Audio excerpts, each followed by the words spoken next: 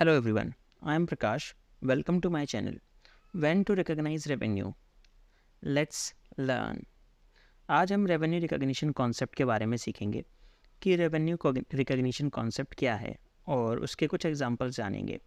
ये कॉन्सेप्ट बहुत इम्पोर्टेंट है क्योंकि ये मोस्टली कंपनीज़ में इंटरव्यू में पूछा जाता है कि what is revenue recognition concept. So आपको ये पता होना चाहिए। Let's start now. Revenue recognition concept. The revenue means sale. Recognition concept is an accounting principle. It states that when revenue should be considered as earned. This concept is based on accrual accounting concept, which states that revenue should be recorded when earned, not when the cash is received. Revenue recognition concept एक accounting principle है। ये बताता है कि आपको revenue means cell को कब earned means कमाया हुआ मानना चाहिए। ये कॉन्सेप्ट अक्रूवल अकाउंटिंग कॉन्सेप्ट पर बेस्ड मीन्स आधारित है। अक्रूवल अकाउंटिंग कॉन्सेप्ट बताता है कि रेवेन्यू को तब रिकॉर्ड करना चाहिए जब वो अर्नड मीन्स कमा लिया हो, ना कि तब जब कैश प्राप्त किया हो।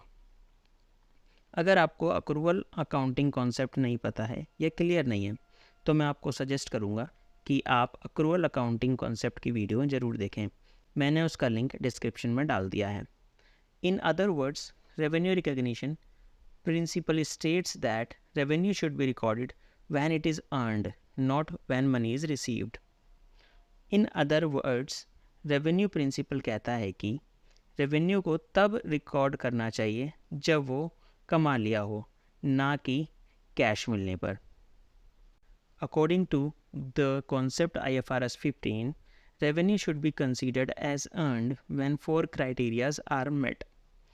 रेवेन्यू रिकॉग्निशन IFRS 15 के अनुसार रेवेन्यू को तब कमाया हुआ माना जाना चाहिए जब सेल करने पर 4 कंडीशन पूरी हो जाएं।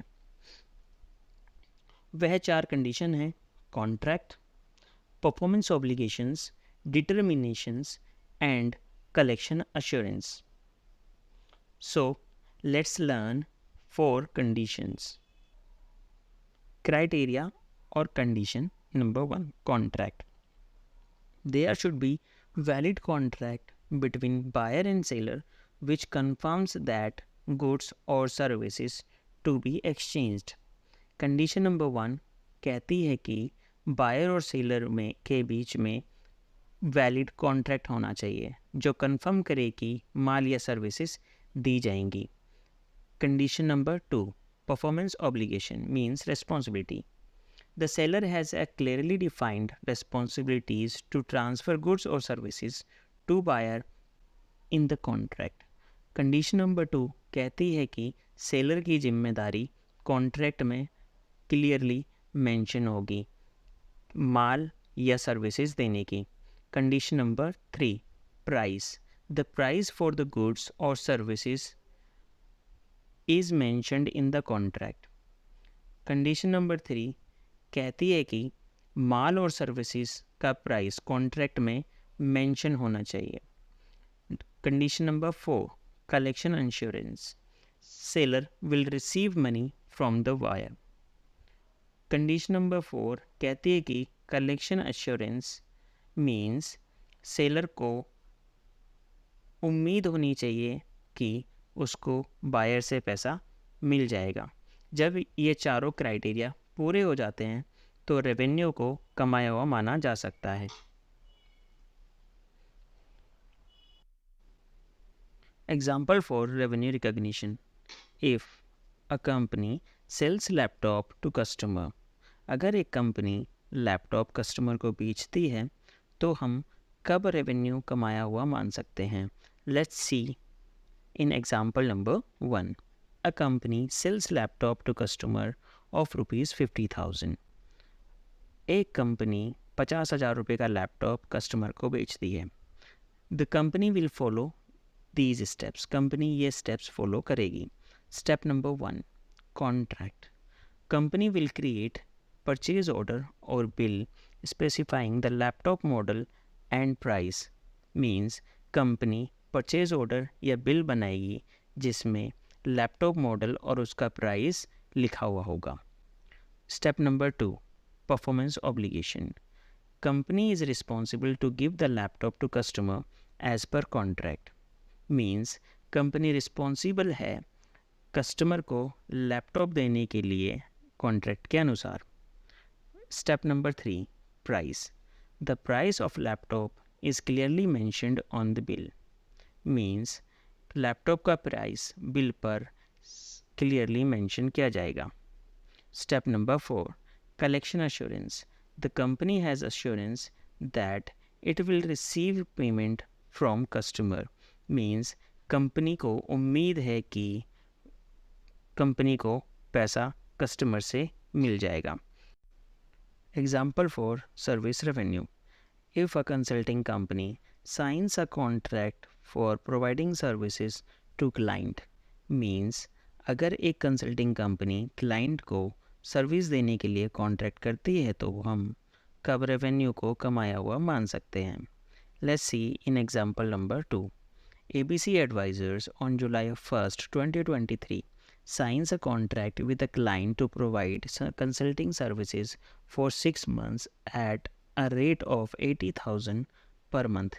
The company will follow these steps.